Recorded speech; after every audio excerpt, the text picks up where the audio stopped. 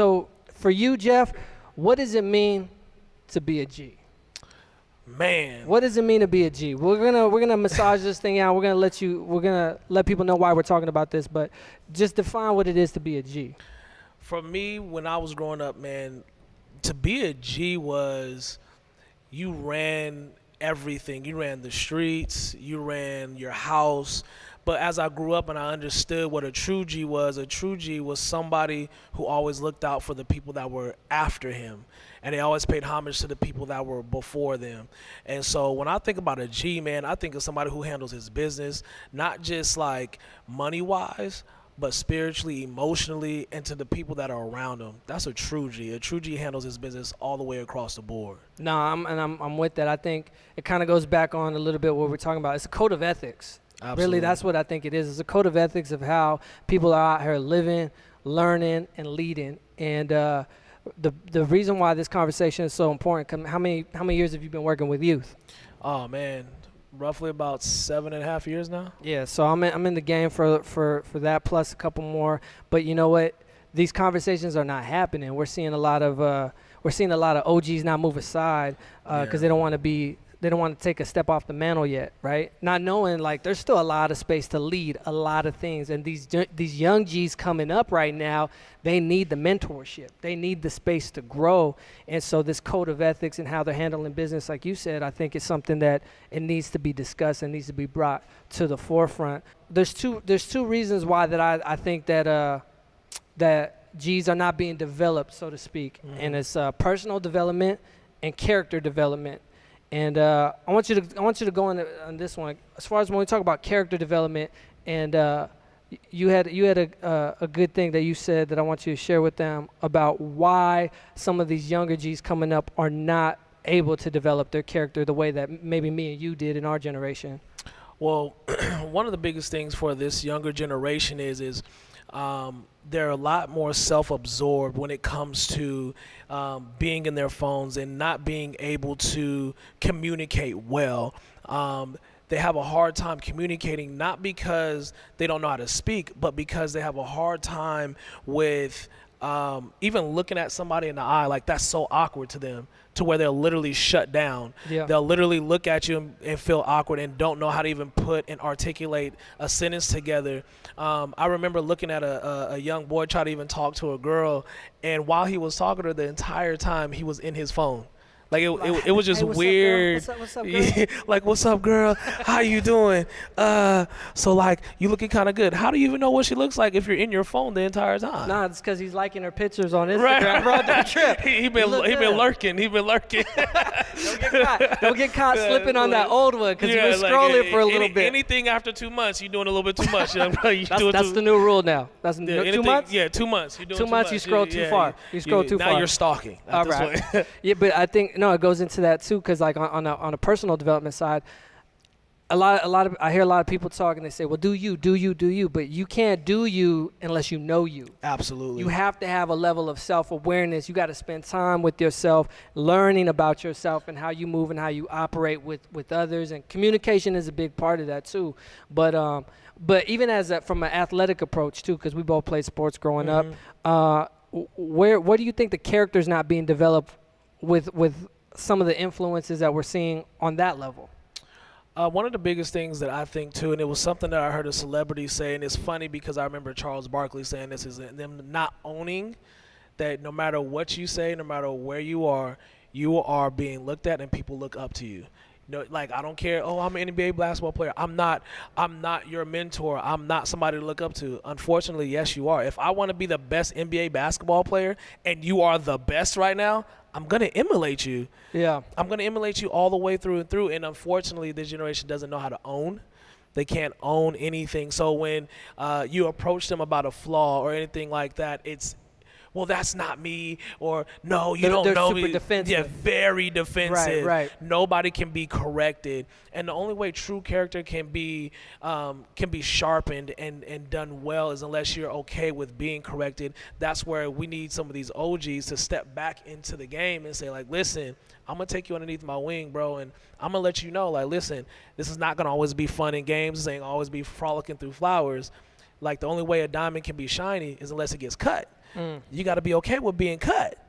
And I think that's the biggest thing for the generation. They hate being cut. Like, that's just, being cut means that you're bullying me, or you don't like me, or you're. Well, yeah, because right away there's this like level of political correctness. Absolutely. I can't tell this person certain things for X, Y, and Z. And okay, there's a time and place for that. But if there wasn't moments, I think, even growing up when I wasn't checked, or people said, hey, no, shut your mouth. Right. Don't do that. Stop. Right. Right. Having those type of things that kind of keep that counterbalance, it doesn't let that self-inflamed ego get out of control. Absolutely. But it's difficult when we have these OGs who know that, but are not imparting that wisdom to these young G's coming up. And now everything's I, me. I got my channels and profiles online. I can personify whoever I want to be out there, but no one's checking them. No one's calling them out on that stuff.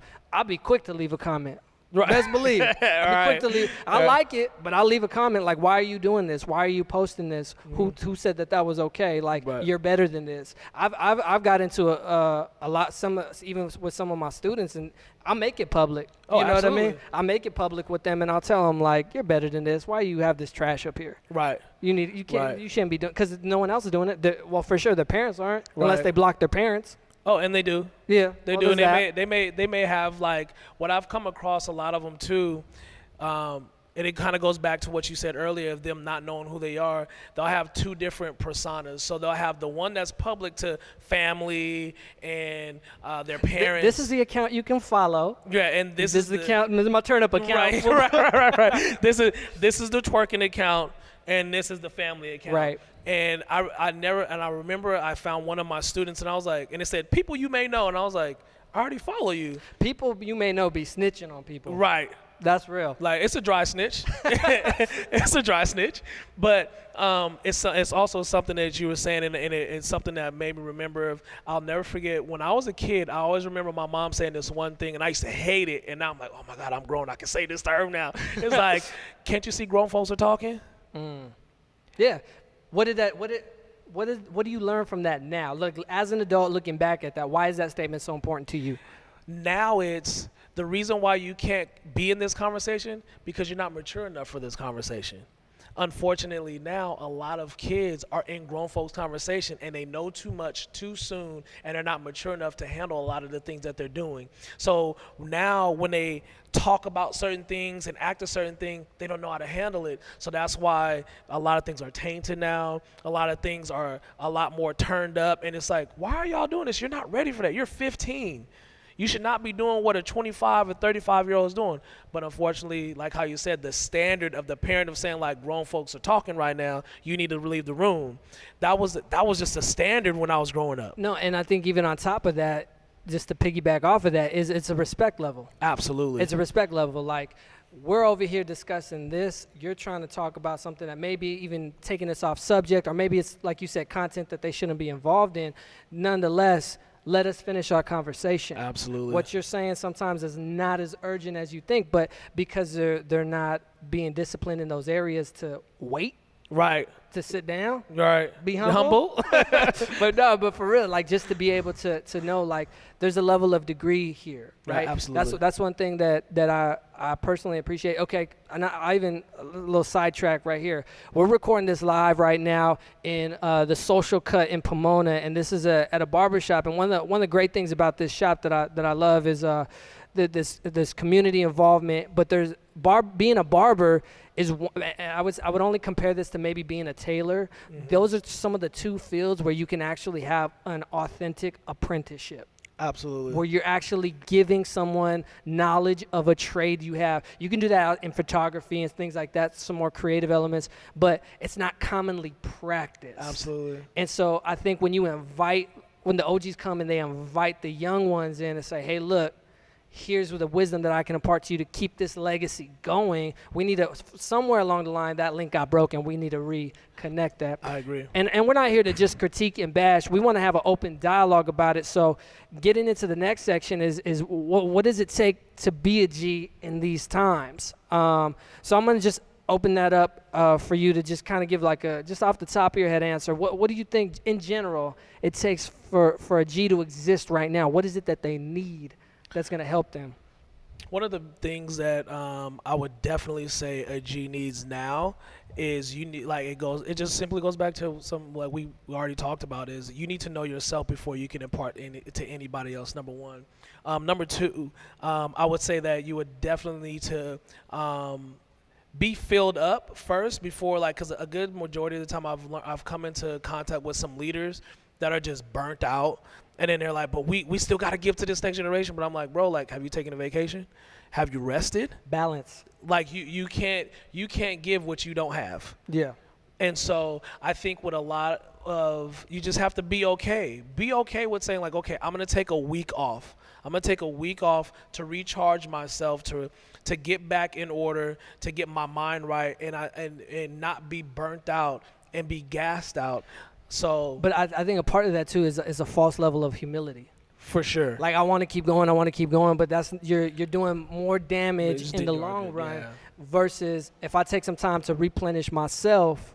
Hold up, I can be more alert, more attentive, not as tired, and that's being selfish a little bit is one of the most selfless things you can do with that, and I think everyone benefits from that. But going into what is it going to take for these G's to come and rise up, I think there's topics that we need to discuss that we need to bring to the forefront in leadership, learning, communication, and character. I think those are key things. And first and foremost, one thing that we talked about as far as being a leader is leading with vulnerability. For sure.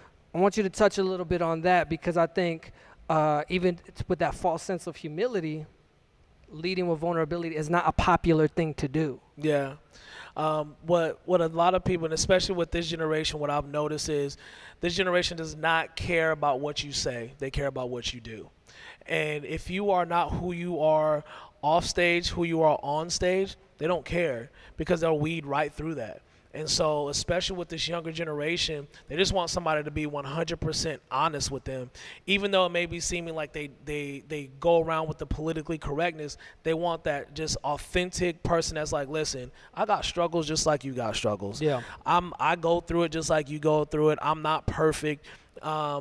Just know that like even through my being unperfect, I give a perfect effort every single day, and that's the same thing that you need to be required of. Like, I'm not asking you to be perfect. You can't be, but what I can ask of you is to give a perfect effort every single day.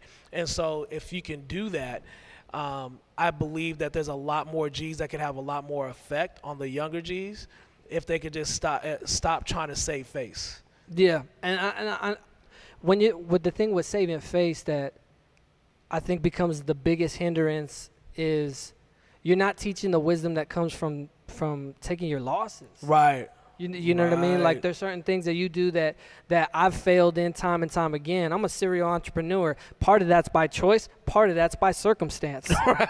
You know what I mean? Right. I ain't got no choice. Yeah. Let's just keep it 100. Yeah. It's because there's lessons that I've learned in taking losses on a business sense, trying to build brands and content and stay consistent in the game for so many things, producing and all this other stuff. It's those things build that character. But if I don't share what I learned in that loss, I'm allowing the people who are trying to do it after me relearn that lesson the hard way. Absolutely. Instead of pulling them aside and say, hey, try this, try that, maybe not so much on this level. And those little conversations, those little nuances of those particulars in those conversations are very enlightening when you can get around people that are listening to you. Absolutely. That want to take that. But here's where I put it both on both sides. On the OGs, they're not doing that enough in my opinion, right? My personal opinion, they're not doing that enough. On the other side is like, we got the G's that are not going after it either, right? Because one thing that we, I think, spoke about previously was you went and sought out wisdom. Yeah. I went and sought out wisdom. So those are two things that we had in common. Yeah. So if you can speak maybe a little bit to that as far as like the drive inside you that made you want to go get that wisdom. Yeah, so like for me in the season that I was in, man, like it was hard because I thought in the position that I was in, I was gonna have all these different mentors like, oh man, take me underneath your wing, like I want to take you. But it was kind of like, you got it, like you'll figure it out through the way. And it was like, man, that's kind of unfair a little bit. Like somebody taught you, how come you can't? But I knew that there was gonna be somebody eventually that I would seek out, or that like I would be aligned with at some point in time, that would say like, yo, I got you. Like, I see greatness in you, and I want to guide you through this process. And I had like literally, I drove all the way to Arizona seeking for that. And when I did, it immediately happened, and it was literally like water, just flowed easy. Exchanged numbers, checks on me. It's like, hey man, you were on my heart. Just want to make sure you cool. And to me, it's really that simple. It's someone believing in you and checking in on you. If you can execute those two things and be genuine about that, Absolutely. It makes all the difference. It don't cost nothing to believe in somebody. Right. You know, and that's one thing that I try to take, because even to the point of understanding, you know what, not everyone's going to be there the way that I wanted to. Kind of like the trials that you had and trying to seek certain mentors and certain mentorship. And then too, you're not just going to accept every offer of mentorship either. Absolutely not. You got to look into the character of that person's life and say, look, this is how they're living. Do I want their influence on me? And you got to study these people. You got to take time and get to know, especially in a specific field. Because I'll tell people all the time, I don't ask broke people for financial advice. You see what I'm saying? That's 100% facts. So if there's someone, we'll take like Steve here, like he's in Pomona, has his barber shop, he has an apprentice that he's taking on. So what you're gonna get is not only the skill set and the level of how to cut and how to handle your business, but how to be an entrepreneur. For sure. That's part of his character. That's part of his DNA. That's part of his buildup. You know, so to be in proximity of that and to absorb that wisdom as well, that's to me one of the most beneficial things. So I think we need to. I'm calling out some OGs here because we need to get them to open up some more doors. Absolutely. For these younger guys coming in. Absolutely. One of the things also too, like you can even think about some of the fire departments. Like I've talked to some firefighters and they're like, man, like I would love to move up to the next rank, but this guy's never gonna move. Like he's in his 60s. I'm like, he's in his 60s. Why is he still there? And they're like, bro, the benefits, the pay, and this and this and that. And I'm like, bro, it's time for you to hang it up and just say like, listen, I'll come back around and I want to just impart this wisdom into the next guy because like I've had my time. My time is done. And unfortunately, a lot of people just can't let go of the game. And it's like, why can't you just let go of the game and let the next person take the rings and you just laugh from the back and just say, listen, I have my time. But I'm having such a better time now watching me impart this wisdom into that next person. Yeah, don't be fearful to take the next step. Don't be fearful. Don't be fearful. There's a life after football, Brett Favre, you know, and he had to learn that the hard way. Absolutely. Though. You know what I'm saying? Yeah. Kobe Bryant, he got that. He's like, no, I'm going to make this run. Why? Because I'm excited about the next chapter. Yeah. I not only have my daughters to pour into and whether they pursue basketball or not, which currently they are, but then he had Kobe Inc. that was establishing and what he was trying to do on a business level with that and his clothing and all that. So he was looking forward to the next. Yeah. And I think that's something that we definitely need to see more of, but not to just let that wisdom go. No. You need to plug that in and pass it on, which kind of goes into the next thing that we had talked about too, was learning and learning. And I want to shift gears a little bit because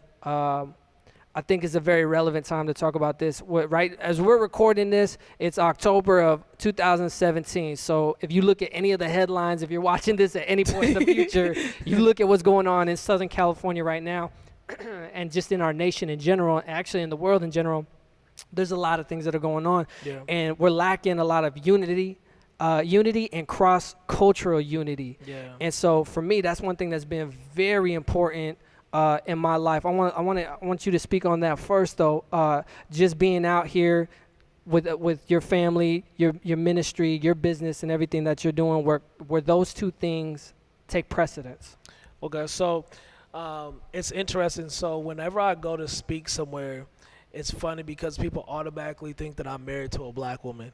And when I talk and then I start talking about like sopita and when I start talking about like all that, they're like, wait, what? Jeff out here speaking more Spanish than me. They're like, wait, what do you mean? And I'm like, yeah, like, you know, when you get carne asada, they're like, you actually know how to say it properly? It's not carne asada? Like, and I'm like, tortillas? Yeah. Like, can I have some tortillas, please? Like, for real. And so knowing that, like, and then when I put up a picture of my wife, like, who's FY super bad, but like she she's Mexican from Fontana, and my kids, they're mixed. And so me and my wife, we have to have these conversations of, okay, how are we going to discuss these things with our kids when they get older? Like, how are these conversations going to happen? If a kid says something disrespectfully to them, how do we tell them, like, listen, this is your response. You don't respond this way. This is the right way to respond. And we've kind of had those kind of like baby conversations, because my daughter, she's only 5, my son is 2. So but it's good that you're dialoguing about that now, putting that game plan together, because those are real conversations that your kids are gonna need to be prepared for. Absolutely. And it's difficult, because when you look at the news, and which I try to not look at too much because there's so much negativity, but when I do look at it and I see these things, I'm like, man, I have to be really prepared. Like, I have to be prepared. My wife has to be prepared. Me, I'm more of like, my wick is a lot longer than my wife's. So my wife was like, no, not baby. What, my baby? Let's get him. I'm like, bro, babe, like right. That's the principle. We can't do that to the principal. Like, and so having those conversations of how are we going to respond, so our kids know when they get to be an adult and when they have relationships and things like that, this is an adult way to respond. Yeah. Because unfortunately, let's be honest, like, there is a disadvantage. There is a prejudice that we see, and you can't avoid it.